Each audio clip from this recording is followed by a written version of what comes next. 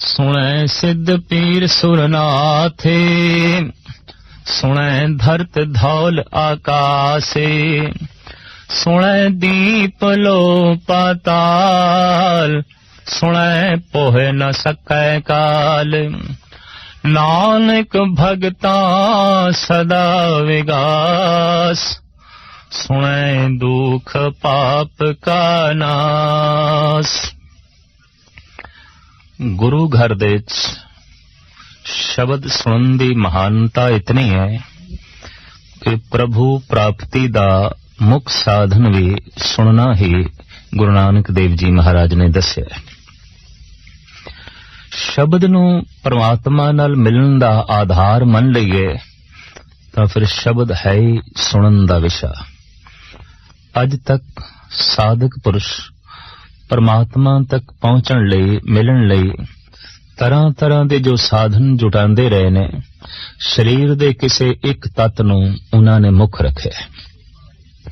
शरीर दे च पानी बहुत ज्यादा है, इस भाव नूं मुख रख के तीर्थां दा रटन इशनान करी जाना, सवेरे करना, दोपहर नूं करना, शाम नूं करना, ते तीर्थ इशनान नूं ही जल दे इशनान नूं आत्म शुद्धि मन लेना। मुख गल इतनी है कि प्रभु प्राप्ति दा साधन जो अपनाया गया ओदे च पानी प्रधान है। बार बार सजदा करना, बार बार मत्था रगड़ना, नक रगड़ने, हर वक्त धरती दी खाक नूं मस्तक ते लाना, ये मिट्टी तत्त नूं आधार बना के परमात्मा तक पहुंचण दी कोशिश कीती जांदी रही है। अग बाल के, धूणे तपा के और जेठ हाड़ दी धुप दे च बैठ के अपने शरीर नूं तपाना, ये अगन तत्त नूं प्रभु प्राप्ति दा साधन जान के योगी जन साधक पुरुष साधना करते रहे ने और शरीर दे च अगन तत्त दे आसरे ते प्रभु तक मिलन दी पहुंचण दी कोशिश करते रहे ने। साहिब श्री गुरु नानक देव जी महाराज ने जो मार्ग अपनाया ते जगत लई दसिया, ओदे च आकाश प्रधान है, किधरे मिट्टी प्रधान है, किधरे पानी प्रधान है, किधरे अग्नि प्रधान है। गुरु नानक देव जी महाराज ने शब्द नूं प्रधान मनिया ते शब्द आकाश तत्त दा विषय है। और साहिब श्री गुरु नानक देव जी महाराज दा फरमान है, बार बार उसका जिक्र करते रहिए ते सुनते रहिए, आखिर एक दिन मनुख परमात्मा तक पहुंच जाता है, ईश्वर तक पहुंच जाता है। भोजन दी बुरकी मूंह दे राही अंदर प्रवेश करती है, खून बनती है, मिंज बनती है, मांस बनती है, शरीर की तवानाई बनती है, शरीर की शक्ति बनती है। शब्द कन्ना दे राही अंदर जद प्रवेश करता है तो वो अनाहद नाद बनता है, परम प्रकाश बनता है, दैवी संपदा नूं अंदरों जन्म देण दे सहायक होंदा है। और शब्द केवल सुनन दा विषय है। सुनन दी कितनी वड्डी महानता है। मूल पंक्ति है इस पंक्ति दी, नानक भगतां सदा विगास, सुनिया दुख पाप का नास।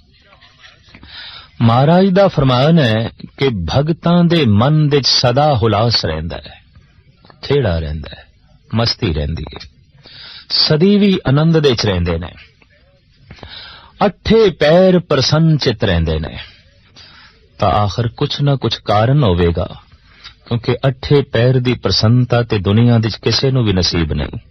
जो हस रहा है आखिर उसे नूं रोंदा होया असी वेखदे हां, जो परम प्रसन्न चित सानू मिलदा है असी उसे नूं गमगीन होया बेचैन होया वेखदे हां। पर साहिब कहंदे नानक भगतां सदा विगास, भगतां दे कोल सदैवी खेड़ा है, सदैवी आनंद है, अठे पैर दी प्रसन्नता है। ये प्रसन्नता उन्हां नूं किस तरह नसीब होई? साहिब कहंदे उन्हां दे दुख जद नाश होए, पाप जद नाश होए ते प्रसन्नता नसीब हो गई। पाप तो दुख पैदा होंदे ने, दुख बेचैन कर देंदा है, पाप मिट गए, दुख मिट गए, तो प्रसन्नता अंतर आत्मे च पैदा हुई। पर सवाल पैदा होंदा है, पाप किस तरह मिट गए, दुख किस तरह मिट गए? तो सतगुरु कहंदे ने, सुनिया दुख पाप का नास। जद गुरु दा शब्द सुनिया, परमात्मा दा नाम सुनिया, पाप मिट गए, दुख मिट गए। पाप ते दुख दे मिटदियां ही हुलास पैदा होया, विगास पैदा होया, खेड़े दा जन्म होया, खुशियां दा जन्म होया। तो नाद नू सुनना, गुरशबद नू सुनना, प्रभु नाम दा उचारण करके उन्हों सुनना, सुनन दे नाल ही दुखां दा नाश हो जांदा है, पापां दा नाश हो जांदा है, बशरते सुनन दी जाच किसे नू आ जाए। ध्यान तो बिना मनुख सुन नहीं सकेगा। सुनना बहुत प्रबल ध्यान साधना है। एक मनुख उच्ची उच्ची बोल रहा होंदा है, दूसरा सुन रहा होंदा है, ते सुनन वाला अचनचेत कह देंदा है, मित्रा ये गल फिर आख, मैं नहीं सुनी। तू क्यों नहीं सुनी? कहंदा मेरा ध्यान किसे होर पासे चला गया सी। तो ध्यान तो बिना शब्द नू सुनना बहुत औखा है। तो साहिब कहंदे जैसे ध्यान नाल उचारण कीते होए नाम नू कोई सुनदा है, ओदे पाप मिट जांदे ने, ओदे दुख मिट जांदे ने, ओदे अंदर विकास पैदा हो जांदा है, उस दे अंदर खेड़े दा जन्म होंदा है।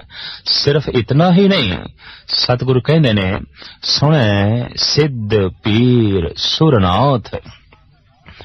परमात्मा दा नाम सुनदियां ही मनुख सिद्ध बन जांदा है, पीर बन जांदा है, देवता बन जांदा है, नाथ बन जांदा है। जो बड़े बड़े नाथ होए ने, महान देवते होए ने, बड़े बड़े फकीर होए ने, सिद्ध पुरुष होए ने, सतगुरु कहंदे ने ईश्वर दा नाम सुन के होए ने, परमात्मा दा नाम सुन के होए ने। जैसे शब्द अंदर प्रवेश करदा है, अंदरों ही सिद्धियां दा जन्म हो जांदा है। लोकी कहंदे ने ये सिद्ध पुरुष है। जिस वक्त शब्द दा अंदर प्रवेश होंदा है, अंदरों ही फकीराना तबीयत दा जन्म होंदा है। लोकी कह देंदे ने ये पीर हो गए। जिस वक्त गुर शब्द दा अंदर प्रवेश होंदा है, तो मनुख दियां देव बिरतियां बाहर प्रगट होंदियां। लोकी कह देंदे ने ये ते देवता हो गए। और जिस वक्त मनुख दे अंतर आत्मे शब्द प्रवेश होंदा है, कन्ना दे राही अंदरों जिस जज्बे दा जन्म हो जांदा है, वो है नाथ। वो ते अपने आप दा मालिक बन जांदा है, वो गुलाम नहीं रहंदा, वो स्वयं अपने आप दा मालिक है। अक्सर देखा गया है, जो सारी दुनिया दे उत्ते अपनी मलकीयत दा दावा करदे ने, वो अपने आप दे मालिक नहीं होंदे। सारी दुनिया नू जितण वाला मनुख अपने मन दे हथों हार जांदा है, अपने मन दे हथों हार मन लेंदा है। तो जो शब्द नू सुन लेंदा है, शब्द जिस वक्त अंदर प्रवेश करदा है, जिस जज्बे दा जन्म होंदा है, नाथ वो अपने आप दा मालिक हो जांदा है, गुलाम नहीं रहंदा। वो जीवन नू नथ लेंदा है, जिंदगी नू काबू च कर लेंदा है, मन नू काबू च कर लेंदा है। ते जो नथ लवे वही नाथ है, जो काबू कर लवे वही नाथ है, वही मालिक है, वही स्वामी है। सतगुरु अगे फरमान करदे ने, सुनै धरते धौल आकाश। परमात्मा दा नाम सुनदियां ही मनुख नू ये बोध मिल जांदा है कि ये जिहड़ी धरती है उसे ही परमात्मा दे आसरे ते टिकी है। ये धवल ते आकाश की है, इसदी बारीकियां दा उसनू पता चल जांदा है। अनंत काल तो एक धारणा बनी रही है साडे देश दे विच कि इस जमीन नू धौले बैल ने चुकिया है, एक बल दे आसरे ते खड़ी है, और उसने भी एक सिंह ते चुकिया है। जिस वक्त थक जांदा है, दूसरे सिंह दे ते धरती नू चुकदा है, तो धरती च भूचाल आ जांदे ने, जलजले आ जांदे ने। ये धारणा रही है। पर सतगुरु कहंदे ने, जिस वक्त मनुख गुर शब्द सुनदा है, नाम नू सुनदा है, ते सही ज्ञान दा अंदरों जन्म होंदा है, उन्होंने पता चलदा है कि धौल बैल तां सिर्फ प्रभु दी एक मर्यादा है, धर्म है। ओदे आसरे ते धरती खड़ी है, और उसे दे आसरे ते ये आकाश खड़ा है। सुने दीप लो पाताल। परमात्मा दा नाम सुनदे हैं खंडां ब्रह्मंडां दीपां लोहां दा बोध हो जांदा है। प्राचीन संत जना ने, अनुभवी पुरुषां ने, ब्रह्म ज्ञानियां ने खंडां ब्रह्मंडां दी चर्चा कीती है, अनंत पृथ्वियां दी चर्चा कीती है। और ये नहीं कि कल्पना मात्र है, उन्होंने दिखाई दिता है। अज विज्ञान इस गल की तस्दीक कर रहा है कि अणगिणत सूरज ने जो गिणे नहीं जा सकते, पर भगत कबीर पहले ही कह गए ने, कोट सूरजां के प्रगास, कोट महादेव और कविलास। अनंत सूरज ने, करोड़ा ही सूरज ने। कबीर कोल किसी ने पूछया कि थानू करोड़ा सूरज दिखाई देंदे ने, अणगिणत पृथ्वियां दिखाई देंदियां ने, बेशुमार धरतियां दा थानू बोध है, ये किस तरह हो गए? ये सब कुछ थानू किस तरह दिखाई दे रहा है? तो कबीर ने एक जांच दसी, अगर कोई अपना लवे तो उसनों भी ये सब कुछ दिखाई देवेगा। कहो कबीर जानेगा सोई, इस भेद नू वो जान लवेगा। किन्ने सूरज ने, किन्नियां धरतियां ने, धरती नू किसने चुकिया है, आकाश किस आसरे ते घड़ा है, इस सारे भेद नू ओ जान लवेगा। कहो कबीर जानेगा सोई, हिरदे राम मुख रामे होई। रसना ते राम है, हिरदे विच राम है, तो धरती दे भेद दा पता चल जाना है, आकाश दे भेद दा पता चल जाना है। और धौला की है, वास्तविक एक धर्म है, प्रभु दी बनाई हुई मर्यादा है, जिस आसरे ते ग्रह नक्षत्र पृथ्वियां खड़ियां ने। सुने दीप लो पाताल, सुनदे ही अनेकां खंडां ब्रह्मंडां दीपां लोहां दा ज्ञान मिल जांदा है। सुने पोहे न सकै काल, सब तो परबल भय मनुख दे अंदर मौत दा है। नाम नू सुनदियां ही, शब्द नू सुनदियां ही, ते जैसे शब्द अंतर आत्मे च प्रवेश करदा है, निर्भय बिरतियां दा अंदरों जन्म हो जांदा है। उस मनुख दे अंदर मौत दा भय नहीं रहिंदा, उस मनुख दे अंदर मौत दा डर नहीं रहिंदा। जो जगत मौत तो डरिया होया है, महज इस वास्ते शब्द दा अंदर प्रवेश नहीं होया। भगत कबीर दा कहना है कि जिस मरने ते जग डरे, मेरे मन आनंद, मरने ही ते पाइए पूरन परमानंद। सुने पो न सके काल, नाम नू सुनदियां ही मौत दा डर, काल दा डर पहुंच ही नहीं सकता। वो मनुख निर्भय होके जीवदा है, उसनू अमृत तत्व की प्राप्ति हो जाती है। ऐसा मनुख है सदा विगास दे च रहिंदा है। नानक भगतां सदा विगास, क्यों? सुने दुख पाप का नाश। परमात्मा दा नाम सुनदियां ही उसदे पाप नाश हो जांदे ने, उसदे दुख नाश हो जांदे ने, हिरदा हौला फुल हो जांदा है, विगास खिड़िया होया चमन हिरदा बन जांदा है। इस वास्ते साहिब कहंदे ने भगतां दे अंतर आत्मे च सदैवी विगास होंदा है। सुने ईसर बर्मा इंदे, सुने मोक्ष सलाहन मंदे, सुने जोग जुगत तनु भेद, सुने शास्त्र सिमरत वेद। नानक भगता सदा विगास, सुने दुख पाप का नाश। जपजी साहब दे अंदर सिर्फ एक विषय दे उत्ते गुरु नानक देव जी महाराज ने चार पौड़ियां उचारण कीतियां ने। उन्हां पौड़ियां दे चों सुनिए दियां पौड़ियां सब तो प्रथम ने, और ये 4 पौड़ियां ने। सुनन दी इतनी भारी महानता है कि बार बार साहिब गुरु नानक देव जी महाराज नूं सुनन दी महानता दसनी पई है। सुनन नाल की हो जांदा है, शब्द दा जद कन्ना दे राहें अंदर प्रवेश होंदा है तो अंतर आत्मिक जो जागृति पैदा होंदी है। बार बार गुरुदेव उसदा जिक्र करदे ने। सुनन नाल इतनी गल ते स्पष्ट पाप नाश हो जांदे ने। पाप तो मुराद ओ मनुख दूजे नूं चोट नहीं पहुंचांदा। पाप की है? जिस विचार तो, जिस किरदार तो दूजे नूं चोट पहुंचे, दूजे दा अहित होवे, दूजे दा दिल दुखे, दूजे दा नुकसान होवे। जिस कर्म तो, जिस विचार तो, जिस लेखनी तो, जिस किरदार तो दूजे नूं चोट पहुंचे, वो पाप है। ते जद दूजे नूं कोई चोट पहुंचांदा है तो पलट के चोट वापस आउंदी है। ये जगत दा नियम है, ये ईश्वरी विधान है। तो दुखी होवेगा, पापी दुखी होवेगा। पापी तो मुराद दूजे नूं चोट पहुंचाएगी, पापी तो मुराद दूजे नूं दुखत कीता गया। तो जो दूजे ਨੂੰ दुखित कर रहा है खुद सुखी नहीं रह सकेगा, दुख पलट के वापस आएगा और अनंत गुणा पड़त के वापस आएगा। तो जगत गुरु बाबा कहते ने जो शब्द ਨੂੰ ਸੁਣਦਾ है ਉਹਦੇ ਅੰਦਰੋਂ पाप नाश हो जाता है, दूजे ਨੂੰ चोट पहुंचाਉਣ ਦੀ ਬਿਰਤੀ खत्म हो जाती है। जैसे पाप खत्म होता है वैसे दुख मिट जाता है, क्योंकि किसी ਨੂੰ दुख पहुंचाया नहीं तो पलट के दुख वापस भी नहीं आया।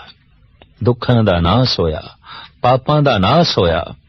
इस वास्ते अठे पैर प्रसन्नता बनी रहिंदी है, विगास बनिया रहिंदा है, हुलारा बनिया रहिंदा है।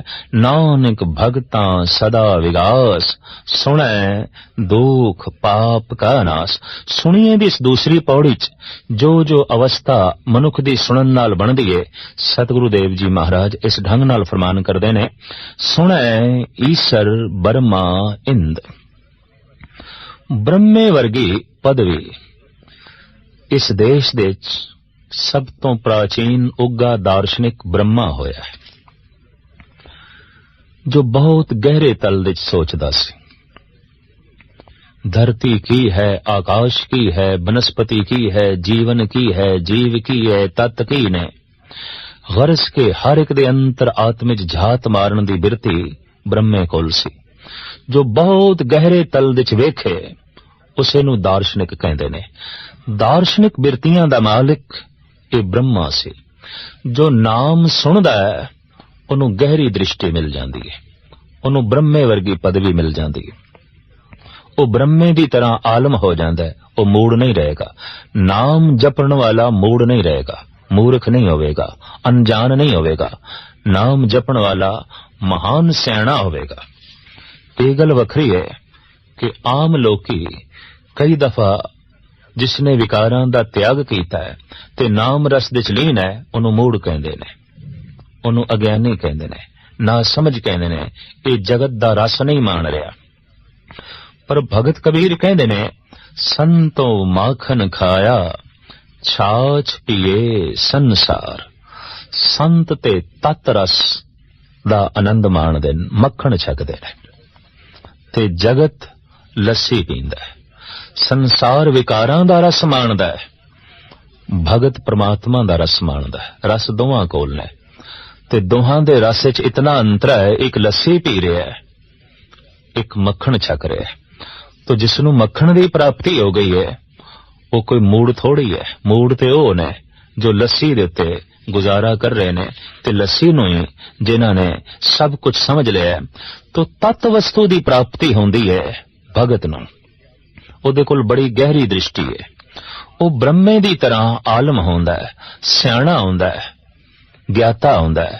सुनै ईसर बर्मा इंद, और सुनदियां ही ਉਹਦੇ कोल अवधूत बिरती शिव जी की तरह बनती है, विष्णु की तरह दया बिरती बनती है, शंकर की तरह त्यागी बिरती बनती है। इस देश के त्यागियां दे चों सिरमौर मन्ने गए शंकर, दयालुआं दे चों सिरमौर मन्ने गए विष्णु, ज्ञानियां दे चों सिरमौर मन्ने गए ब्रह्म। तो साहिब कहते ने ये पदवियां सुन के मिलदियां ने। सुन के कोई इतना वड्डा दयालु बनया है, सुन के ही कोई इतना वड्डा ज्ञानी बनया है, और सुन के ही कोई इतना वड्डा त्यागी बनया है जैसे कि शंकर है।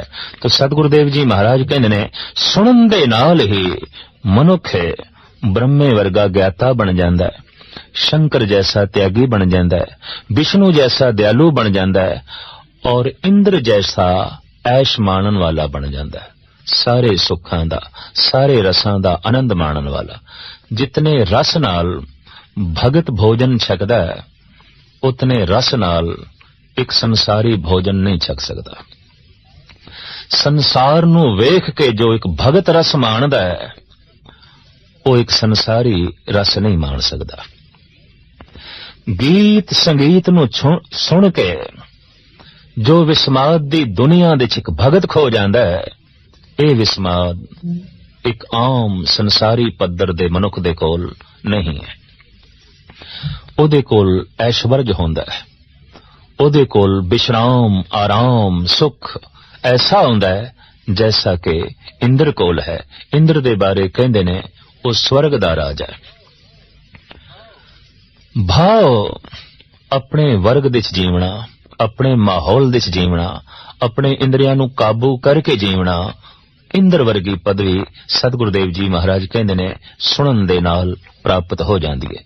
सुने मोक सलाहन मंद, जिहड़े मंदे पुरुष ने, नीवें मनुख ने, नीच बिरती दे मालक ने, जे किधरे प्रभु दा नाम सुन लैन तां उच्चे हो जांदे ने।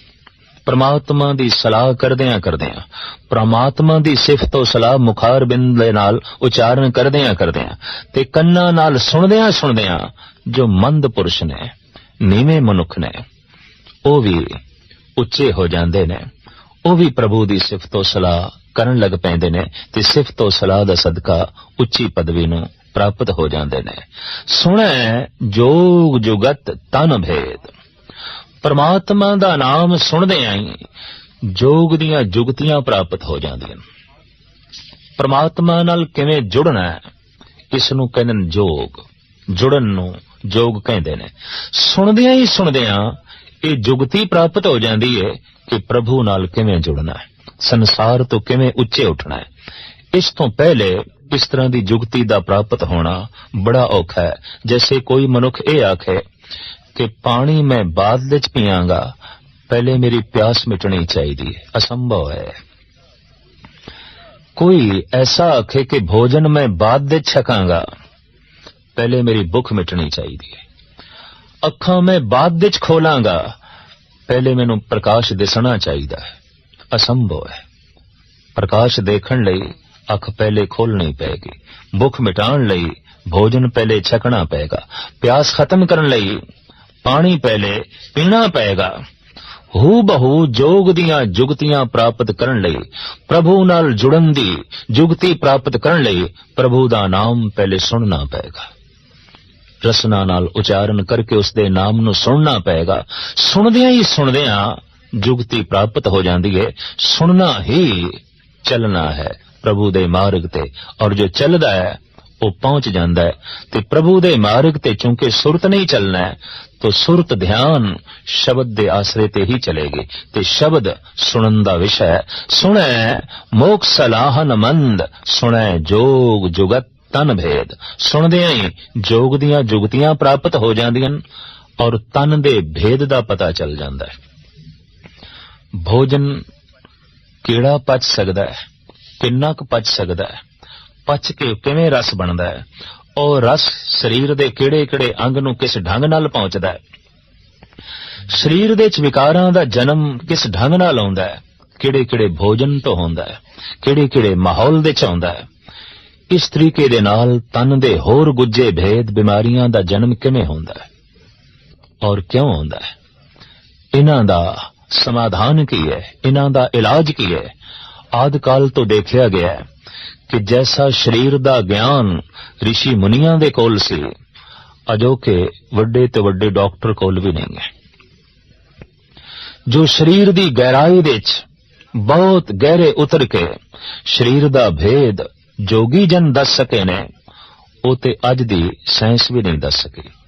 और हैरान ने अजोके मनुख कि कोई आला नहीं सी, कोई इस तरह दे उपकरण नहीं सन, ते शरीर दियां इतनियां बारीकियां दा जिक्र वैदिक ग्रंथां दे च मौजूद है। जड़ी बूटियां दा जो रस ते उन्हां दा सुभाव अज तो हजारां साल पहले दसिया गया है, अजोकी साइंस भी ओही कुछ दस रही है। आखिर ये भेद किस तरह मिलिया, ये ज्ञान किस तरह मिलिया? साहिब कहंदे परमात्मा दा नाम सुनदे हैं जिथे जुड़न दी जुगती मिल जाती है परमात्मा नाल, उत्थे तन दे भेद दा भी पता चल जाता है, एक एक नाड़ी दा पता चल जाता है। तमाम नाड़ियां दी गिणती बकायदा वैदिक ग्रंथां दे च मौजूद है। एक एक नाड़ी दी अहमियत की है, इस तरह दा ज्ञान भी मौजूद है। और भगत नामदेव जी महाराज दा फरमान है कि जैसे कोई परमात्मा दा नाम सुनदा है ते नाम अंतरात्मे दे च वसदा है, फिर नसां दे च निरा खून गर्दिश नहीं करदा, अमृत गर्दिश करदा है। 10 बैरागन मोहे बस कीने पंचों का मिटनाओ 70 दोए भरे अमृतसर बिख को मार कढाओ। ਸਰੀਰ ਦੇ ਚ ਮੋਟੀਆਂ ਨਾੜੀਆਂ ਭਗਤ ਨਾਮਦੇਵ ਜੀ ਮਹਾਰਾਜ ਦੇ ਕਥਨ ਅਨੁਸਾਰ 72 ਨੇ ਤੇ ਆਪ ਕਹਿੰਦੇ ਨੇ ਨਾ 72 ਨਾੜੀਆਂ ਦੇ ਚ ਹੁਣ ਖੂਨ ਨਹੀਂ ਗਰਦਿਸ਼ ਕਰ ਰਿਹਾ, ਅੰਮ੍ਰਿਤ ਗਰਦਿਸ਼ ਕਰ ਰਿਹਾ ਹੈ। ਇੰਨਾ ਖੂਨ ਪਾਵਨ ਹੋ ਗਿਆ, ਐਸਾ ਖੂਨ ਜੇ ਕਿਧਰੇ ਉਛਾਲ ਦੇ ਚ ਆ ਜਾਏ ਜਗਤ ਦੇ ਚ ਕ੍ਰਾਂਤੀ ਹੋ ਜਾਂਦੀ ਹੈ। ਐਸਾ ਖੂਨ ਜੇ ਕਿਧਰੇ ਡੁੱਲ ਜਾਏ ਉਸ ਥਾਂ ਤੇ ਸ਼ਹੀਦੀ ਅਸਥਾਨ ਤੀਰਥ ਬਣ ਜਾਂਦਾ ਹੈ। ਖੂਨ ਤੇ ਰੋਜ਼ ਡੁੱਲਦੇ ਨੇ, ਕੁਝ ਵੀ ਨਹੀਂ ਹੁੰਦਾ, पर जो खून अमृत बन गया अगर उस दे उछाल आ गया तो क्रांति आ जाएगी। जे किसी ने डोल दिता है तो उत्थे ओ तीर्थ बनेगा जो सदियां तक मनुख नूं पावन करदा रहेगा और परमात्मा नाल जुड़न दी प्रेरणा करदा रहेगा। महापुरुष दे खून दे अंदर इतनी पवित्रता होंदी है। ये सब कुछ परमात्मा दा नाम सुनदियां सुनदियां और ओदे नाल जुड़न दी जुगती प्राप्त होंदियां ही तन दे भेद दा पता चल जांदा है। तन दी गहराई दे झात मार के उस दियां बारीकियां दा पता चल जांदा है। साहिब कहंदे ने इस तरीके नाल भगतां दे अंदर सदैवी हुलास बनिया रहिंदा है। नानक भगतां सदा विगास क्यों सुनिया दुख पाप का नाश। परमात्मा दा नाम सुनदे ही उन्हां दे पाप नाश हो जांदे ने, दुख नाश हो जांदे ने। इस वास्ते सदैवी प्रसन्नता दे विगास दे भगत जन रहिंदे ने।